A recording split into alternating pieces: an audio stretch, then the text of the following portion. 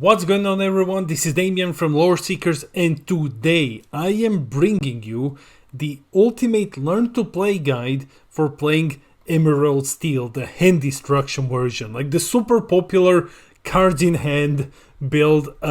So in this video we will go into extreme detail on how to play this deck, lines of play, the first free turn, and everything else. So let's just roll the video. As with all of our videos, let's start with a breakdown. So in this video, I'm gonna give you an extremely detailed deck breakdown. We'll talk about the game plan, synergies, lines of play, card inclusions and interactions. Then I'm gonna show you my deck list, and we're gonna go over the first 3 turns with this deck. And then I'll just wrap it up with a summary. Let's go. What is the game plan with this deck? Besides asking your opponent cards in hand non-stop. So you are discarding cards like crazy. You're just taking away your opponent's hand. You're playing very strong hand destruction, and you are looking to lock your opponent out of being able to play the game. No cards in hand, no plays. So imagine just taking everything from your opponent. Now they draw a card, they need to see, hey, can I ink this? Does this progress my game plan? What's the deal now? That's basically the situation in which you're trying to put your opponent. Emerald Steel got a lot of cool new cards in Shimmering Skies, so we'll be taking a look at them. We can divide our deck into 3 aspects: hand destruction, payoffs for hand destruction, and additional support so that you can do even better hand destruction. Let's jump straight into it with an explanation of what hand destruction is. Now, you might know this, but every video is someone's first video and there are a lot of beginners, so for them, let's just go over it. What is hand destruction? So you're destroying your opponent's hand by forcing them to discard cards. For example, you have this ability, Poor Souls. Whenever this character is challenged, each opponent chooses and discards a card. The discards a card part is what you're mostly focusing on. And the core of this new version of hand destruction Emerald Steel deck is Prince John's Mirror. The Mirror is absolutely insane. In my opinion, the best card out of Shimmering Skies. So its ability is a feeling of power. At the end of each opponent's turn, if they have more than 3 cards in their hand, they discard until they have 3 cards in their hand. This is appropriately named, that's what you will be feeling when you play this card, a feeling of power as you just watch your opponent dump hand, because they just can't have more than 3. So discarding multiple cards each turn is just insane. Taking a 3 card hand to 0 on your turn isn't even that difficult. So probably this resolves once, and then on your following turn you just discard the other 3 cards. And from that point on, you've basically won the game. So unless your opponent can remove items, and there are combinations which just flat out can't do that, they basically lost the game. However, keep this in mind, that just locking the hand to 3 cards isn't enough. You need some additional support. You need to follow this up. And you can do this with one of the 3 cards. Pete, Game's Referee, probably the second best card out of the set, Sudden Chill, or Ursula. Each of these is a strong follow-up play. Let's examine them. Pete is just the best. Like, Pete is an insane card. His ability, Blow the Whistle, when you play this character, your opponent can't play actions until the start of your next turn, is insane. This ability in this specific deck is insane. It's game-breakingly strong. Why? Because of this. Action cards include songs. So, no Whole New World, no You're Welcome, no Hideaway isn't a song, still doesn't work. Let me paint a better picture. Here's what this actually means. First, your opponent can't use actions to draw. Whole New World, shut down. Finders Keepers, gone. Friends on the Other Side, gone. Remember Who You Are, which would be a phenomenal card in this matchup, gone. Nope, not on the following turn. Besides, if your opponent has any of these in hand, on your turn, you just discard them. You play your hand destruction effects, remove them. Your opponent can't even remove the item, because the cards that remove items, most of them, are actions. So, You're Welcome gone, Hideaway, He Has My Heart gone, Rise of the Titans, not gonna do anything. So, yeah, I think I've painted a clear picture here. You play the mirror, you force your opponent to discard all the way to 3 cards, and then on the follow-up turn you play Pete. That's it. No way to remove the mirror anymore. There are situations where you might be thinking, okay, so Damien, my opponent has 3 cards in hand. I'm just forced them to discard like an additional 3. So it's natural to assume that 3 cards left in hand are the best ones. How do I get rid of them? Sudden Chill. This is a song. Each opponent chooses and discards a card. So this allows you to take your opponent's hand down from 3 cards to 1 card or to 2 cards. It depends whether or not you have Ursula. If you have Ursula, the Deceiver of All, and you play Sudden Chill, Ursula's ability will let you play Sudden Chill for free again, and you'll just discard 2 cards from your opponent's hand, leaving them with only 1. So in combination with Ursula, Sudden Chill will absolutely destroy your opponent's hand. The last follow-up is Ursula Deceiver. So, her ability is You'll Never Even Miss It. When you play this character, chosen opponent reveals their hand and discards a song of your choice. Ursula is a decent follow-up to stop any songs which draw or remove items. So you can still remove Whole New World, Friends on the Other Side, You're Welcome, and He Has My Heart. You can still remove any of these. You just can't remove actions which aren't songs. That's where Pete is stronger. Pete will not remove these from hand, but he will prevent them from being played along with any other actions, such as Hideaway, for example. So if you play Ursula, your opponent can still use Hideaway to get rid of your mirror. But if you play Pete, they can't use anything. However, if you don't have Pete, Ursula is a pretty decent play. Let's talk about payoffs because we have a couple of really, really good ones. Diablo, Devoted Herald is amazing.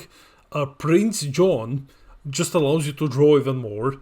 And I like Flynn Rider. So I've included him. As always, let's go over each of them. Let's start off with Prince John. Prince John is one of the strongest draw engines in the deck. So, 3 cost uninkable, quests for 2, he has Ward, which makes him extremely hard to remove. Your opponent can choose this character except to challenge.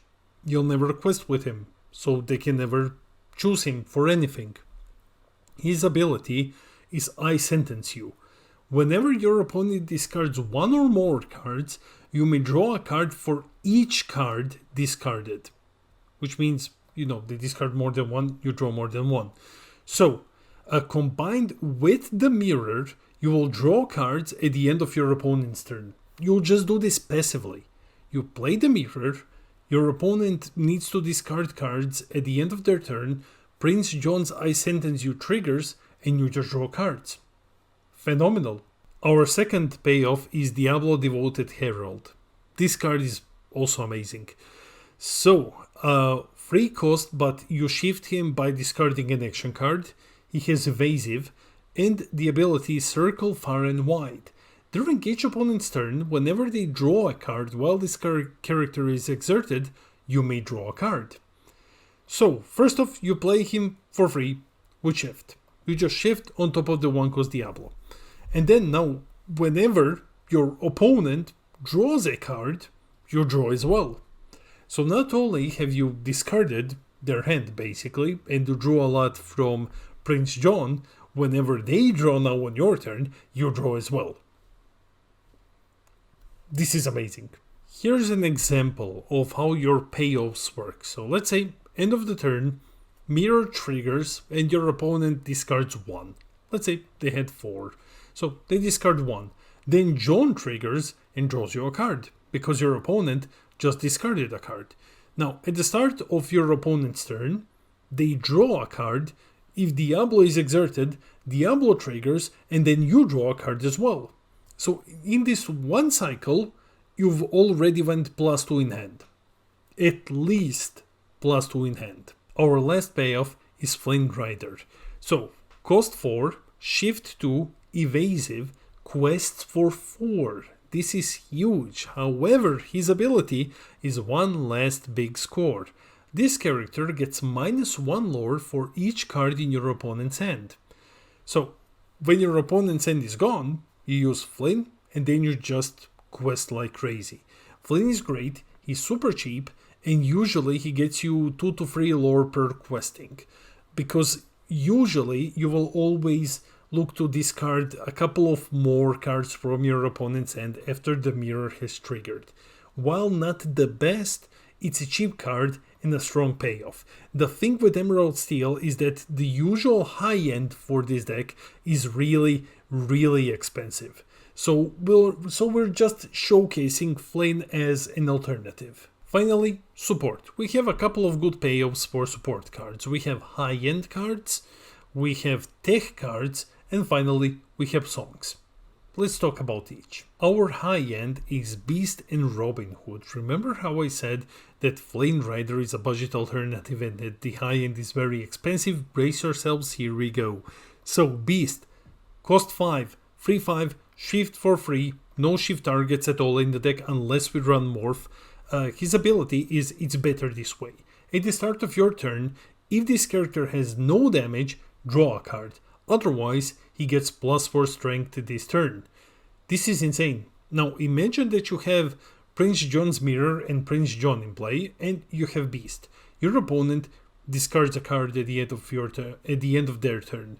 Prince John triggers, you draw one card at the start of your turn, and then is better this way triggers, you draw another one. You just went +3 cards in hand for 0 investment. Insane.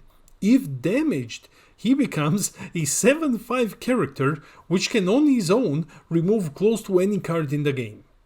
If he has a single point of damage, he becomes so big that he can remove almost anything in the game. This is what I was talking about. The card draw with Beast is great. Your opponent ends their turn, Mirror triggers, opponent discards, John triggers, draws a card, and now it's your turn. Start of the turn, you draw a card. Now Beast triggers. If Beast has no damage, you draw another card that's already free, and then your turn continues. Robin Hood is also very, very cool. Robin Hood is a crazy value removal card. Shift free, 5 cost, but this one actually has a target, the 1 cost Robin Hood. 2 abilities, besides he also quests for 2. First ability, Skilled Combatant. During your turn, whenever this character banishes another character in a challenge, gain 2 lore. So you're just double dipping. Like, instead of questing and gaining 2 lore, you're removing something and you're gaining 2 lore anyway. His ability, The Good of Others, is when this character is banished in a challenge, you draw a card. So when your opponent finally gets rid of him, you just draw. Amazing card. We have 2 tech cards. We have Aladdin. So Aladdin is a staple. Free cost, free. Shift, discard the location card, doesn't matter. You always play him for free. Then Crashing Through. Whenever this character quests, you may banish a chosen item. So in a mirror match, when you're playing against this exact same deck, Aladdin helps you get rid of the mirror. In the mirror match. Then you have Pegasus. Not all decks run these anymore, but still worth mentioning. 5 cost, shift free, evasive, quests for 2, free. The only important part is the ability. Hop on. When you play this character, if you used shift to play him, your characters gain evasive until the start of your next turn. So basically you can just quest freely for 1 turn, because Pegasus gives your cards evasive. Finally, we have a few songs. So we have Sudden Chill. I've already went through this. Let the Storm Rage On. Deal damage and draw. Amazing. Strength of a Raging Fire. Deal big damage. And finally, Along Came Zeus. You just damage a location. Or you damage a bigger character. You can sing all but the last one with Ursula. because Along Came Zeus is a bit too expensive, but you can sing all other ones solely with Ursula and then you gain double effects, because you just play them twice. Here is our deck list. You can find the Dreamborn link in the description below, and you can find this neat little graphic on our Instagram, Facebook and Twitter. Link to all social media is in the description below. We will be using this deck as a baseline, as an example for the first 3 turns. In this part of the video, I'm going to be going over the first 3 turns with this deck. So we're going to use the deck list that I've just shown you. We're assuming that you're going first, and I'm going to take you through the first 3 turns, which will help you set up, and then you can just go from there. Let's go. Turn 1, the usual setup. This is our standard turn 1. So we start, we ink a card, play Diablo, scout ahead triggers, we look at our opponent's hand, and then we pass the turn. So if you have a turn 1 play, it can be either Diablo or Robin Hood. Otherwise you have nothing and then you just pass the turn. Turn 2, the Shift Diablo play. You start the turn, draw 1, ink 1, you quest with Diablo to gain 1 lore, then you activate Shift. To play the cost you need to discard an action card, which, keep in mind, is also a song. Like, it can be a song. So you discard, for example, Strength of a Raging Fire, Shift Resolves, you play Diablo Devoted Herald on top of Diablo, and then you just pass the turn. Turn 3, Mirror Time. We start the turn, draw 1, ink 1, quest with Diablo, gain 1 lore, and then pay 3 to play the mirror and pass the turn. From this point on, you just sit back and you let the mirror do its magic. Before we end the video, let's quickly jump into the summary. The deck looks absolutely amazing. The mirror really pushes the deck to new heights. Like, consistent hand destruction every single turn really pushes the deck to new heights.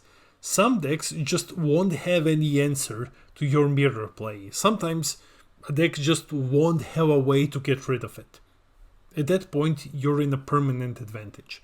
Hand destruction is an exceptionally strong strategy. It's my favorite strategy in card games. I love playing hand destruction with very, very little interaction. So there's not a lot your opponent can do to stop you from taking away their hand. The deck is amazing, and I highly recommend giving it a go. That's it for the video. Let me know in the comments below, will you give this deck a go? Have you already tried out different versions or maybe the same version of this deck? Are you a former Emerald Steel player from the previous meta, or someone completely new to the game looking to try out the combo? Let me know in the description below. I read all of your comments, I try to respond to everything. I love our little community.